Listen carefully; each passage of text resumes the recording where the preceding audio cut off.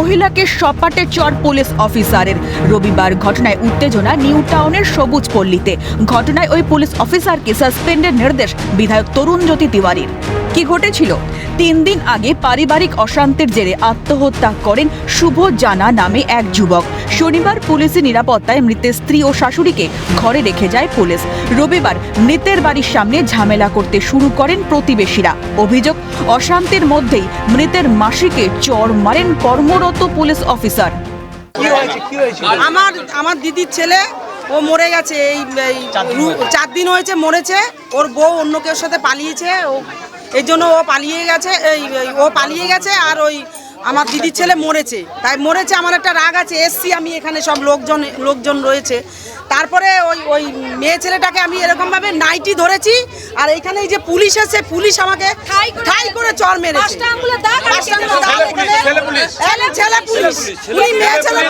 উনি বলছে তোমরা মারতে পারো না, আমরা মারতে পারি। পুলিশ বলেছে আমরা মারতে পারি যাকে তাকে। পুলিশ এসে ঢুকিয়ে দিয়ে গেছে এই দুজনকে। এরা মা মেয়ে ছিল না, একটা সময় আমার বাড়িতে ঢুকেছিল।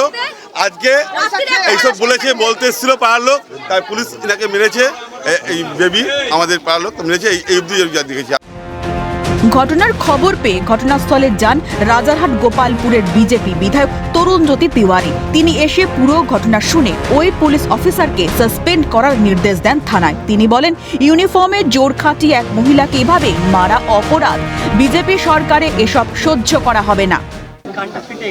একজন পুলিশে কর্মরত অফিসার নিজের ডিউটি যদি না বোঝেন, কি করতে হয় কি করতে হয় না যদি না বোঝেন, তাহলে কিছু বলার নেই।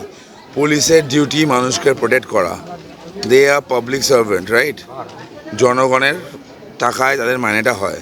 তার ডিউটি যদি সে না বোঝে, তাহলে তো তাকে রিমুভ করা উচিত।